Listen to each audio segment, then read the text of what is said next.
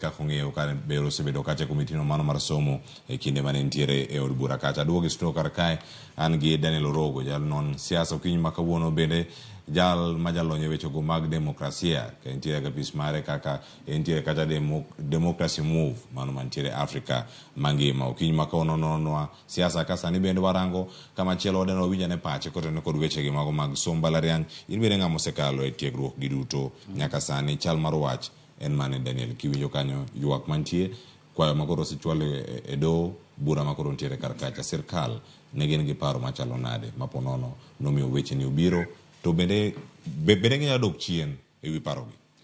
Aparo ni education sector mar somo ose tim reforms mang'eny.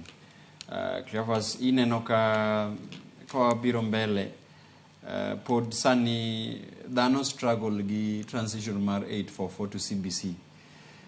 Ineno ka sani ji wacho kata senators ne wacho, neno ka Migori senator no wacho gi Migori women rep giwacho ni ntie confusion e transition mar system mar education. Kendo chando ji nikech koro from primary to junior secondary school ineno ka ntie kit equipments jipoko bedo ready. To koro sani koro be wach mar lure gi pesa mimi mbalariany. Siro lwedo coalitions modhi e court gi specific issues. Mokwongo Cleophas dhiwa e mbalariany kata support mane wayudo ni yudo ka ne ntie process ma nitimo ka ng'ato identify ni adier in needy student ma dwaro kony koa e government. Ineno ka ne ntie forms manimi mabedo sign maybe gi chief, mabedo sign maybe administrators ma wacho ni adier nyathini en nyathi ma jachan madwaro kony. Lakini sani kirango recommendations my presidential task force ni ineno ka ntie onge procedure maber mar rango to nyathini en giman ma determine en jachan madwaro support ma government. Koro on that issue, secondly, government reforms mar weche mek somo osebedo kan gi nok, especially nikech wach mar public participation. Iyudo ka presidential unit decision ikawo mamalo to jopiny ok obedo consulted.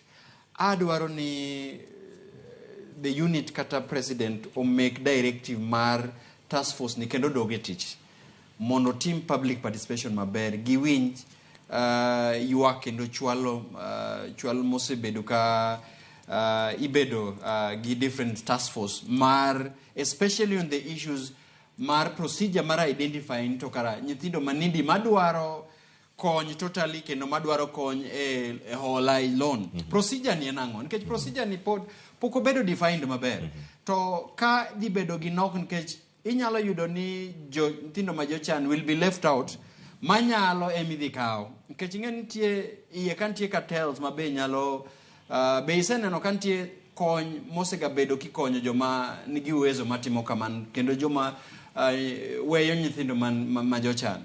Koro an on these specific issues ariyogi ema dwaro ni task force odoge tich mar serious public consultation kendo bed out of court settlement kendo nyaka bed discussion nikeni be ok wanyal bed e court ndalo duto.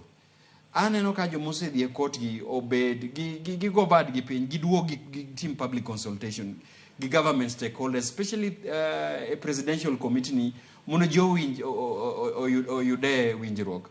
Otherwise aneno ka ntie ywarok mabe madhi hinyo mana nyithindo moriwo ben dhi somo sani. Erokamano Daniel Orogo. Wach mari mogik sani boda ikachiel nyalo bedo man. An wach mogik aneno ka wach na doke task force ni mani ose dhi retreat. Okwanyal bedo ni wago mbaka for the whole of life. Ni bang election nyaka inena mbaka, nena pute, nena adwaro ni jopiny obed gi feedback mechanism mar goyo tesre task force ni. Okwanyal bedo ni iluongo ga ji ni chwalo paro every time. Adwaro ni this should be the end. To jopiny must demand ni task force ni pesa midgi be onge nikech ose migi provisions, ose migi time. adwaro ni jopiny koro demand for accountability mar way forward. Nikech gisebedo kae 3 or 4 months, ginyaka bed gi way forward e retreat mage kaoni. Onge extension moribo en gibedo gi migi time mang'eny. Nikech mano be gidhi kao pesa i public offers matiyo. Ero kamano nya Daniel Orogo. Jared Kopio, wach mari mogik. Intiere romo bende ma yuoro kanye kaunti ma Mombasa. Nyamiyo bende ni jopiny ogen ang'o kawuok e romo machalo gi mano gi wach mari mogik bende okinyi ma kawuono.